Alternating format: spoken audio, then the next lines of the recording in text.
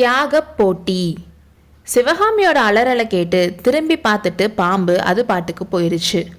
ஆயனர் பாறைகள் கிட்ட இருந்து என்னை கூப்பிட்டியா சிவகாமின்னு கேட்டாரு. இல்லை அப்பான்னு சிவகாமி சத்தமா சொன்னான். சிவகாமி இப்படி சொன்னது மாமல்லருக்கு அவ்வளோ சந்தோஷமா இருந்துச்சுன்னு அவரோட ஸ்பரிசத்துல புரிஞ்சுக்கிட்டான்.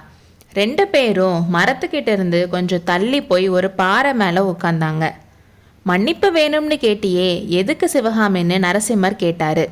உங்களை பத்தி தப்பு தப்பா சொன்னப்போ கேட்டுட்டு அமைதியா இருந்ததுக்காக, அந்த வார்த்தைகளை நம்பினதுக்காகன்னு சிவகாமி சொன்னான். அவ்வளவுதானே, மன்னிச்சிட்டேன். அப்படி யார் என்னை பத்தி என்ன சொன்னாங்கன்னு கேட்டாரு. நாகநந்தின்ற புத்த பிக்ஷுவை பத்தி பேசிட்டு இருந்தோம்ல, அவர் தான் உங்களை பயங்கொல்லி பல்லவன்னு சொன்னாரு. நீங்க போருக்கு போக பயந்துக்கிட்டு தான் கோட்டைக்குள்ள ஒளிஞ்சிட்டு இருக்கிறதா சொன்னாரு. அது மட்டும் இல்லாம இன்னும் என்னென்னமோ சொன்னாருன்னு சொன்னான். இதுக்காக நாகநந்தி மேல எனக்கு கோபம் இல்லை, என் அப்பா மேலதான் எனக்கு கோபம். பெரிய யுத்தம் ராஜ்யத்தை தேடி வரப்போ கோட்டைக்குள்ள நான் இருந்தா மக்கள் பயங்கொல்லின்னு தான் சொல்லுவாங்க. ஆனா அதை பத்தி எனக்கு கவலை இல்லை. அதெல்லாம் நீ நம்பினியா சிவகாமின்னு கேட்டாரு. ஆமாம் பிரபு, நம்பினேன்.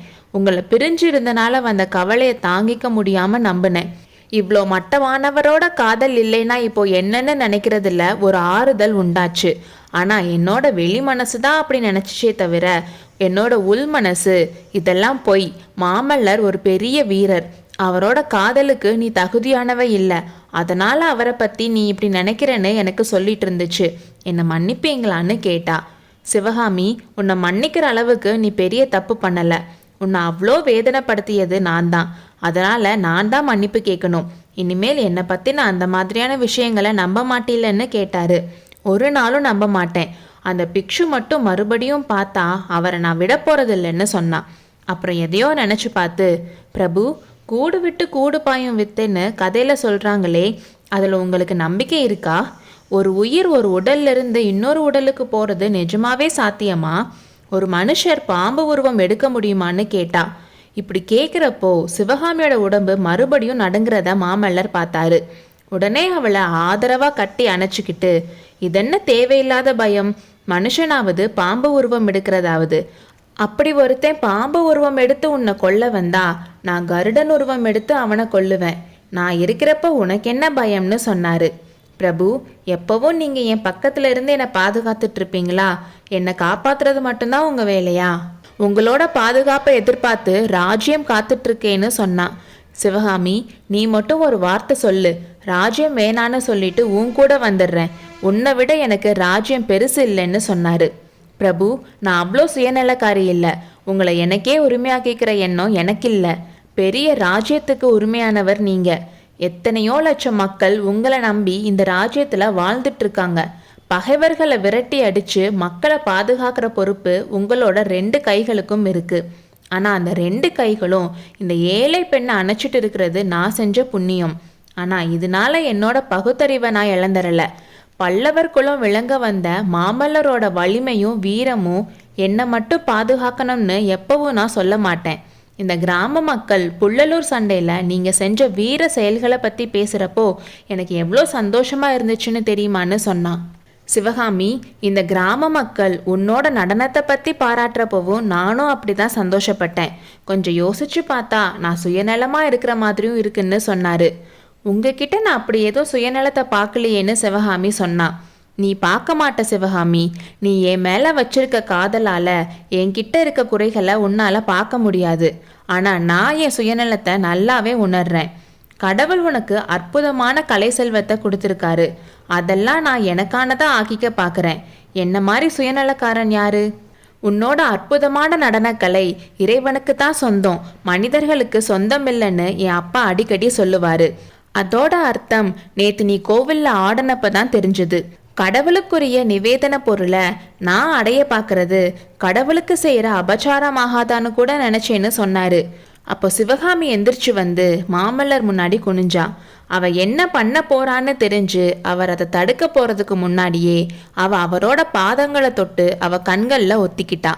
சுவாமி, என்னோட நடனக்கலை கடவுளுக்கு தான் சொந்தம்னா அந்த உரிமை இருக்க கடவுள் நீங்க தான்.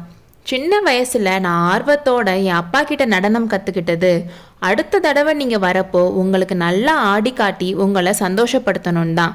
என்னோட நடனக்கலைக்கு உணர்ச்சியும் உயிரும் வந்தது உங்களோட காதலால தான். நான் என்ன மறந்து சந்தோஷத்தில் பரவச நிலையில் நான் ஆடுறப்பெல்லாம் உங்களோட அன்புக்கு சொந்தக்காரி நான்ற எண்ணத்தில் தான் பரவசத்தில் ஆடிட்டுருப்பேன். உங்களால் கிடைச்ச இந்த கலை செல்வத்தை வேறு யாருக்கும் உரிமையாக்குற ரைட்ஸ் எனக்கு இல்லை. நடனக்கலை தெய்வத்துக்கும் எட்டாத கலையாகவே இருக்கட்டும், உங்களை விட எனக்கு அது பெருசு இல்லை. நீங்கள் ஒரு வார்த்தை சொன்னால் போதும், அந்த நடனக்கலையை இந்த நதியிலையே விட்டுட்டு ஒரு முழுக்கு போட்டுறேன்னு சொன்னப்போ மாமல்லர் சிவகாமியோட வாயை மூடினாரு. சிவகாமி, நீ இப்படி சொல்ல சொல்ல எனக்கு தர்ம சங்கடம் தான் அதிகமாகுது. ஒரு நாள் நீ இந்த நடனக்கலையை விடத்தான் வேண்டியிருக்குன்னு நினைக்கிறப்போ எனக்கு பகீர்னு இருக்கு. பல்லவ சாம்ராஜ்யத்தோட சக்கரவர்த்தினி மேடையில் நின்று நடனம் ஆடுறது முடியாத ஒன்றும் இல்லை. அதை நினைக்கிறப்ப தான் நான் உன் அப்பாவோட சிற்பக்கலை கற்றுக்கிற சீடனாக இருக்கக்கூடாதான்னு தோணும். அப்படி மட்டும் இருந்தா இந்த 3 நாள் மாதிரி நம்ம வாழ்நாள் முழுக்க சந்தோஷமா இருக்கலாம்ல. நான் வேணா சக்கரவர்த்திக்கு சொல்லி அனுப்பிடுறேன், எனக்கு ராஜ்யம் வேணான்னு. நானும் நீயும் அப்பாவும் படகுல கிளம்புவோம். ரதியையும் சுகரையும் கூட கூட்டிட்டு போவோம்.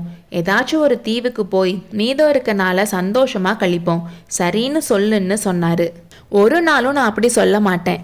கதைகள்லையும் காவியங்கள்லையும் கேட்டிருக்கேன், பெண்கள் அவங்க புருஷங்களுக்கு போர்க்களத்துல உறுதுணையா நின்று வீரச் செயல்கள் செஞ்சிருக்காங்கன்னு. தசரதருக்கு கைகேயையும் அர்ஜுனனுக்கு சுபத்ரையும் போர்க்களத்துல ரதம் ஓட்டினாங்கன்னு படிச்சிருக்கேன். அந்த மாதிரி பொண்ணு நான் இல்லைன்னாலும் உங்களை என்ன மாதிரி இருக்க விட மாட்டேன். சிம்மாசனத்துல உட்கார்ந்து ராஜ்யம் ஆளவும் போர்க்களத்துல பகைவர்களை சின்ன பின்னமா ஆக்கவும் பிறந்த உங்களை உளி பிடிச்சி சிற்ப வேலை செய்ய வைக்க மாட்டேன். சுவாமி, ராஜ்யம் எதுக்கு போர் எதுக்குன்னு இனிமேல் சொல்லாதீங்க. நீங்கள் அப்படி சொன்னால் அதுக்கு காரணம் நான் தானே நினச்சி என் உயிரை தியாகம் பண்ணுவேன்னு சொன்னான்.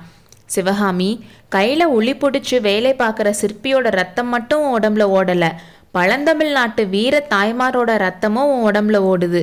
மணக்கோலத்தில் இருந்த மாப்பிள்ளைய போர்க்களத்துக்கு அனுப்பி வச்ச வீர தமிழ் மங்கையோட இரும்பு நெஞ்சம் உன்கிட்ட இருக்கு. நீ என்னோட போர்க்களத்துக்கும் வர தேவையில்லை, ரத சாரதியாகவும் வர தேவையில்லை. ஆனால் இனி நான் எப்போ போர்க்களம் போனாலும் என்னோட நெஞ்சில் நீ இருப்ப. கொஞ்ச நேரத்துக்கு முன்னாடி நீ சொன்ன வார்த்தைகள் என் காதில் கேட்டுட்டே இருக்கும். உன்னோட காதலோட நினைவு எனக்கு வீரத்தையும் துணிவையும் கொடுத்துட்டே இருக்கும்னு சொன்னாரு. சுவாமி, பல்லவ வம்சத்தில் பிறந்து 18 வயசுக்குள்ள தென்னாட்டில் இருக்க மல்லர்களையெல்லாம் தோக்கடிச்சு மகாமல்லர்னு பேர் வாங்கின உங்களுக்கு இந்த ஏழை பெண்ணோட நினைப்பு தானா வீரத்தையும் துணிவையும் கொடுக்கணும்? ஒரு 8 கால் பூச்சியை பார்த்தா கூட பயப்படுறவனா? உங்களுக்கு ஞாபகம் இருக்கா? நம்ம சின்ன பிள்ளையா இருந்தப்போ நீங்களும் நானும் சிலைகளுக்கு பின்னால் ஒளிஞ்சு விளையாடிட்டு இருந்தோம். அப்போ ஒரு கரப்பாம்பூச்சியை பார்த்து நான் கத்துனேன். நீங்கள் ஓடி வந்து என்னன்னு கேட்டீங்க. நான் கரப்பாம்பூச்சியை பார்த்து பயந்ததா சொன்னதும் நீங்கள் நம்பவே இல்லை. நான் ஒளிஞ்சிட்டு இருக்க இடத்துல இருந்து என்னை வர வைக்கத்தானே நீ நடிச்சேன்னு சொன்னீங்க. உண்மையிலேயே எனக்கு அப்போ பயமாக தான் இருந்துச்சு. கொஞ்ச நேரத்துக்கு முன்னாடி இங்கே பாம்பை பார்த்தப்பவும் எனக்கு பயமாக தான் இருந்துச்சு. பாருங்க, இப்போ கூட என் உடம்பு நடுங்குதுன்னு சொன்னான். மறுபடியும் மாமல்லர் போய் சிவகாமியை கட்டி பிடிச்சிக்கிட்டு, இதென்ன சிவகாமி, ஏன் இப்படி நடுங்குறன்னு கேட்டாரு. கொஞ்ச நாளாவே எனக்கு இந்த மாதிரி அடிக்கடி பயம் வருது. ஏதோ ஒரு பெரிய ஆபத்து எனக்கு வரப்போற மாதிரி தோணுது. சுவாமி, உங்ககிட்ட ஒரு ரகசியம் சொல்றேன். நீங்க அதை என் அப்பா கிட்ட கூட சொல்லக்கூடாது. காஞ்சியில திருநாவுக்கரசர் மடத்துல நான் மயக்கம் போட்டு விழுந்தன்னைக்கு நாங்க கிளம்புறப்போ நாவுக்கரசர் என் அப்பா கிட்ட தனியா ஏதோ பேசினாரு. உங்க மக பெரிய பாக்கியசாலி, உலகத்துல யாருக்கும் கிடைக்காத தெய்வீக கலை அவகிட்ட இருக்கு. ஆனா அவளை பார்க்குறப்போ என்னன்னு தெரியல, என் மனசுல கவலை வருது. அவளுக்கு ஏதோ ஒரு பெரிய ஆபத்து வரப்போறதா தோணுது. ஜாக்கிரதையா பார்த்துக்கோங்கன்னு அவர் அப்பா கிட்ட சொன்னது ஏன் காதலையும் விழுந்துச்சுன்னு சொன்னான். அவர் சொன்னது உண்மைதானே சிவகாமி? உனக்கு தான் இப்போ பெரிய ஆபத்து வந்துச்சே. இந்த வெள்ளத்தை விட பெரிய ஆபத்து வேற என்ன வர முடியும்? கடவுளோட அருளால அதிலிருந்து தப்பிச்சுட்ட. இனிமேல் உனக்கு எதுவும் ஆகாதுன்னு மாமல்லர் சொன்னாரு.